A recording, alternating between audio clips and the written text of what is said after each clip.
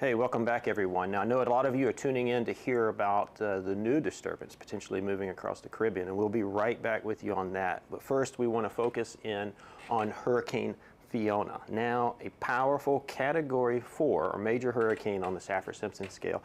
You can see this is the Bahamas right here, so you can see it starting to pull away from the Turks and Caicos and the southeast Bahamas. But look at the impressive satellite presentation, and most notably the appearance of a well-defined eye, indicative of a powerful hurricane. Now, if we look at where Fiona is going to track over the next couple of days, it's going to start to turn to the northeast and bypass to the north of Bermuda, but close enough where tropical storm conditions are expected, and they are now under a tropical storm warning. Also close enough that they are under a hurricane watch, just in case it were to move just a little bit to the right of the current forecast. So you there in Bermuda need to be prepared for tropical storm conditions. Thereafter, passing Bermuda, turning more towards the north and moving due north into Atlantic Canada. Now the thing on this map that you want to pay attention to, you don't see this a lot, this M right here indicates major hurricane or Category 3 or above. Notice how far north we are forecasting a potential major hurricane to come to Atlantic Canada, so a potentially significant weather event for them. So if you're watching us from Atlantic Canada, you really need to start paying attention and, more importantly, start taking preparation. In terms of timing, this is a map that helps with timing. So for Atlantic Canada, we're really looking at conditions starting to go downhill, or onset of conditions on Saturday. So you need to have your preparations done by sundown on Friday night.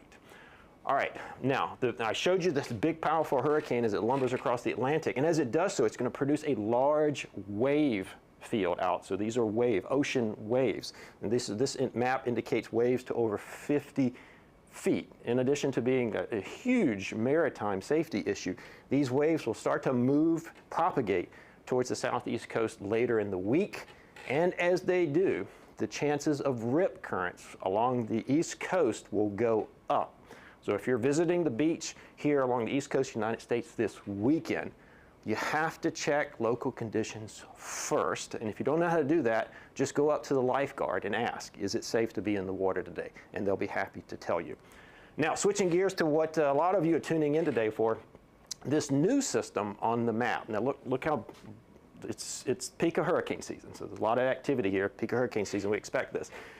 But this new area here that's about to move into the Caribbean, so the red hatching indicates a high probability that it could develop into a tropical depression or tropical storm over the next couple of days. It doesn't have a name yet, it's just a disturbance right now, and then move off into the west-northwest direction. And sort of locate you here, proximity, there's Fiona. This is the new disturbance way down here that we're watching. So look how far south it is, way down here over South America.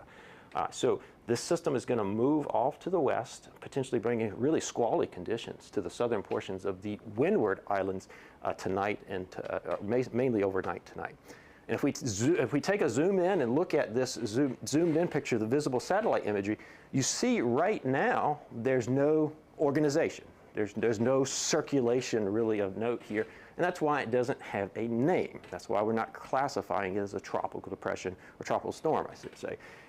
But we anticipate that over time, as it pulls away from land and gets away from that land interaction, it could develop into a system. Now, there's a lot of speculation out there about the potential impacts from this system to the United States, and that is way too premature to go that far. Let's start with what we do know. That there's a high probability that this system will develop into a tropical depression or tropical storm over the next couple of days as it moves across the Caribbean Sea, potentially becoming a significant storm in the Western Caribbean over the next several days. So that's about 4 days away. Beyond that, we can't say much with certainty, because remember, the predictability of systems that haven't yet formed, and this system hasn't yet formed, is very low. And until a system forms, until a low-level circulation forms, we won't be able to say much with certainty about impacts to the United States. So again, there's a lot of bad information out there. I want to urge that you follow trusted, reliable sources like the National Hurricane Center.